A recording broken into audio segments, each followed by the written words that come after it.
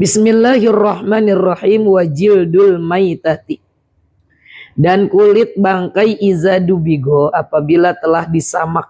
Al maitatu adapun bangkai hiya yaitu allati zalat hayatuha, yang telah hilang kehidupannya. Dia udah mati, itu yang namanya bangkai, itu binatang yang udah mati. Bi ghairi zakah syar'iyyah, dengan tanpa penyembelihan yang menurut syarak. Umpamanya ada bangkai, tiba-tiba kita lihat ada kambing bangkar gitu ya, mati tanpa disembelih. Itu kan tanpa disembelih dengan syarak kan, dengan hukum agama kan, dia jadi mati sendiri itu. Bangkai binatangnya, dagingnya nggak boleh dimakan, kulitnya diambil, kemudian disamak, tuh kan udah najis menjadi suci. Wadabagu, adapun dabag itu apa sih? Naz'ul fadolati, menghilangkan kelebihannya, yang tadinya itu kulit umpamanya romaknya begini. Ya harifin, dengan cara dibakar, walau najasan, meskipun ya najis. Wal harifu, adapun membakar, ma yalza'ul insana, sesuatu yang panas, bihirafatihi, dengan membakarnya, kal qaradhi, seperti digantung tuh si kulit dibentangkan terus dari bawah dibakar itu. Kemudian atau kalau sekarang membakarnya banyak yang pakai sistem pembakaran kayak korek api tuh yang dipencet, pembakaran. Al makna an-nasaniyah minas salasati, bahwasanya yang kedua dari 3 perkara, allati tuthira, yang bisa menjadi suci, bil istihalati, dengan diperbolehkannya, jildul maitati, kulit bangkai, iza dubiro, jika telah disamak. Jildul maitati, kulit bangkai, iza dubigo, jika telah disamak. Fayat huru zohirahu, maka disucikan bagian luarnya, wabatinahu, dan bagian dalamnya. Wazohiru, adapun bagian luar, inda Ibnu Hajarin, menurut pendapat Imam Ibnu Hajar, bagian luar dari kulit itu yang mana? Ma laqahud dabigha, sesuatu yang dapat merata pada penyamakan. Jika disamak tuh bisa rata. Wal batinu, dan adapun bagian dalamnya, malam yulaqahu, yang tidak dapat dilihat atau dijumpai, min ahadil wajhaini, dari 2 bagian. Kulit ada bagian luar, ada bagian dalam. Kalau menurut pendapat Imam Ibnu Hajar, bagian luar itu ya udah yang nanti disamak itu bisa merata nih. Adapun bagian dalamnya yang nggak bisa kelihatan dari bagian sini, bagian sini. Nah, ini bagian dalam berarti si kulit. Menurut pendapat Imam Ibnu Hajar, au ma bainahuma, atau antara bagian luar dan dalam. Wa indar Romliyu, dan menurut pendapat Imam Romli, az-zahiru, bagian luar kulit itu, mazoharo min wajhaini, yang kelihatan, yang nampak, atau yang nampak ya, yang terlihat dari 2 arah. Ya udah, yang namanya bagian luar tuh yang kelihatan dari 2 arah, yang ada bulunya maupun yang nggak ada bulunya, itu bagian luar, kata Imam Romli. Wal batinu, dan adapun bagian dalam, mabatona, itu mah yang justru yang di dalam yang nggak kelihatan.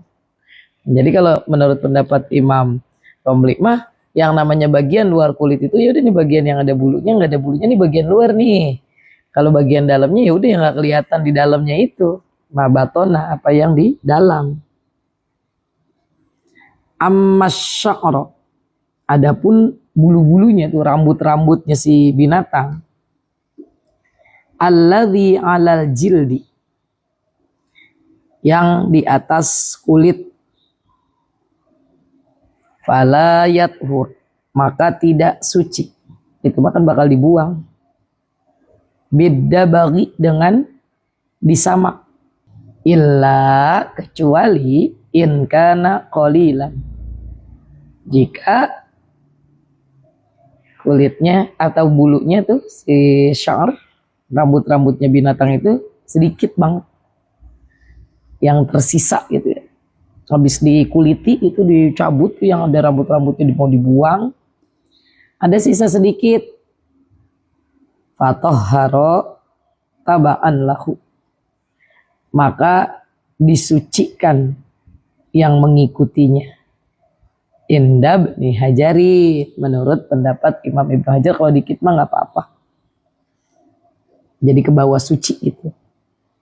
Wa qala Romliyu, dan menurut pendapat Imam Romli, la yathuru mutlaqan, pure atau pokoknya tidak suci walaupun cuman sedikit.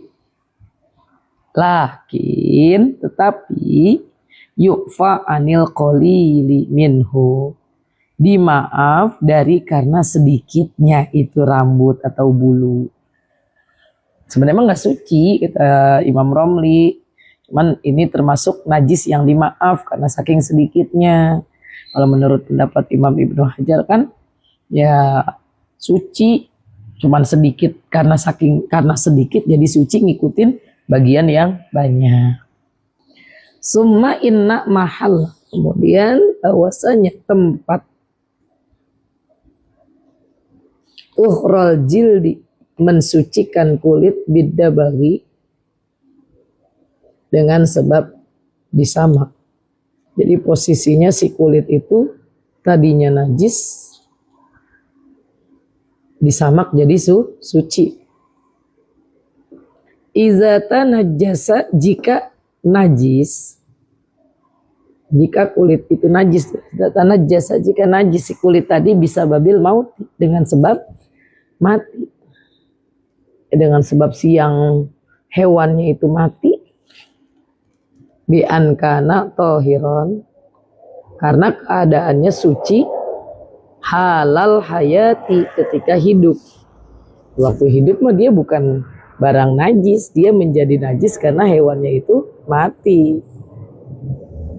Maka bisa tuh dengan proses penyamakan, si kulit yang tadinya suci kemudian dia jadi najis karena sekarang namanya jadi bangkai, bisa jadi suci lagi kalau disama.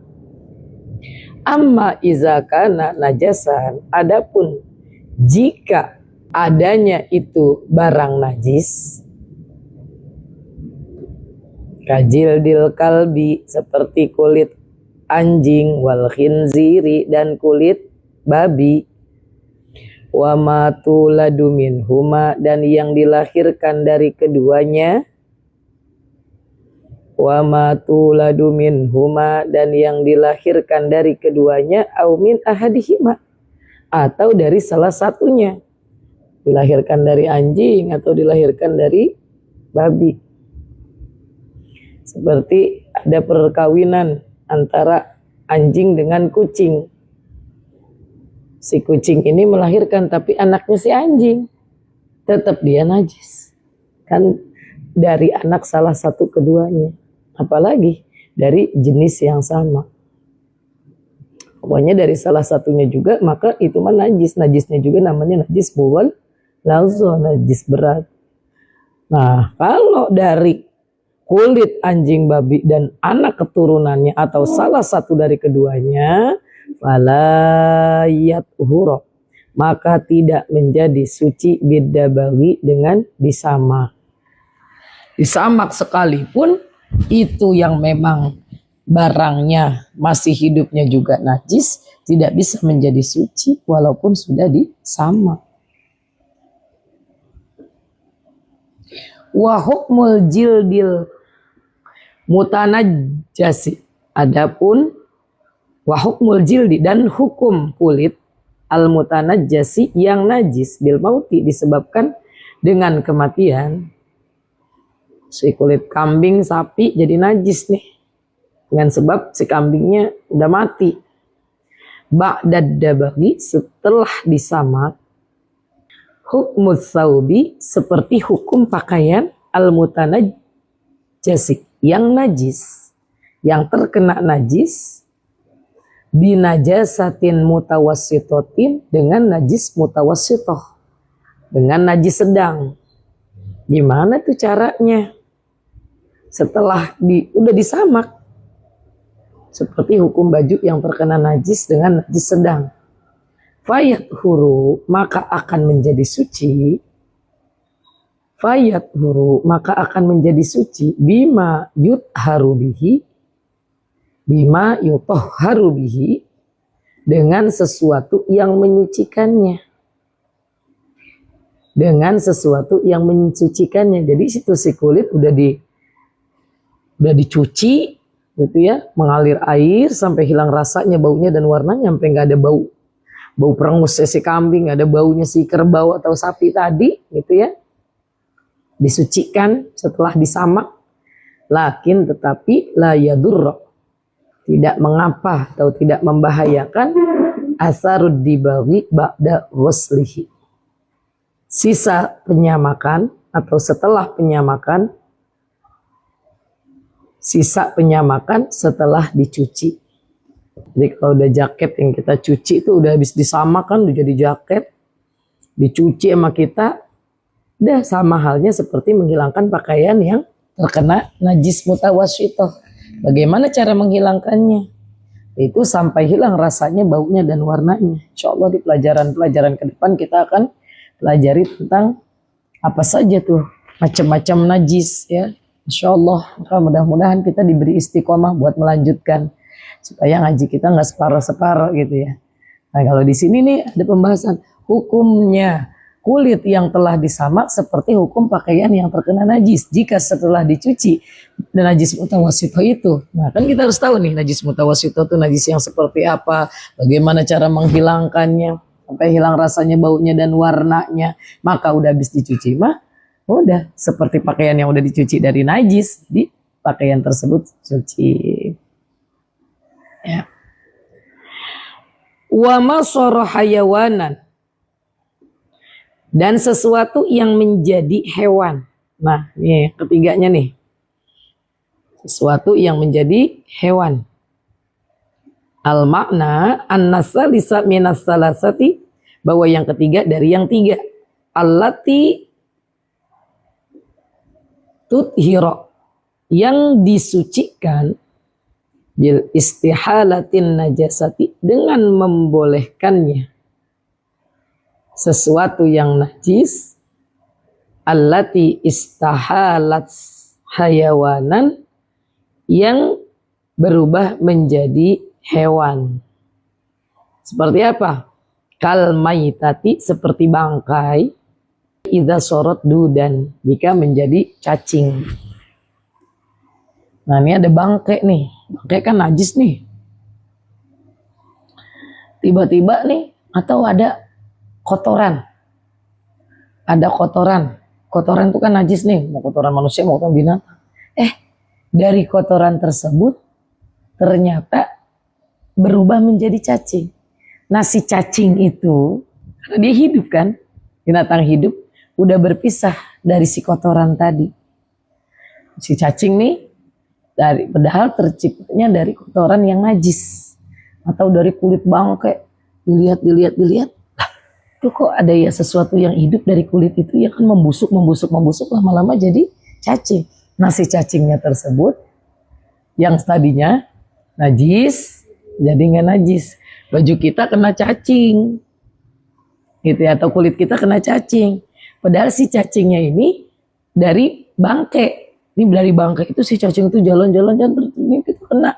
Nah kita ini nggak jadi najis. Kenapa? Karena ini si cacing ini meskipun dia dari bangkai, dari sesuatu yang najis, tidak menjadi najis. Dia menjadi suci si cacing.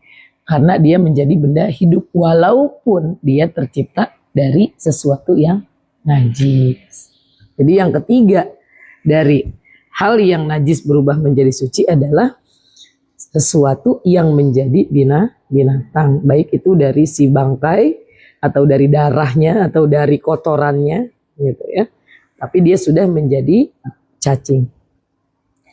Wa nadhara ba'dhum, dan melihat sebagian ulama atau mempelajari, dilihat, dipertimbangkan Ya, kenapa tadinya najis menjadi suci walaupun dia terciptanya dari yang najis? Fi hadzal salis, pada poin ketiga ini, pada hal yang ketiga ini, bihtimali kaunil hayawani, dengan beranggapan adanya hewan tersebut makhlukon fiha, makhluk dari bangkai, la minha, bukan bagian dari bangkai. Kenapa nih akhirnya diputuskan sesuatu yang menjadi hewan meskipun itu dari bangkai tersebut? Kenapa bisa menjadi suci? Karena para ulama bersepakat melihat hal tersebut, hidupnya si cacing itu makhluk dari bangkai, la minha, bukan bagian dari bangkai. Kalau si cacing itu disebut bangkai, ya tetap najis, tapi si cacing itu makhluk yang tercipta dari bangkai, bukan bagian si bangkai gitu.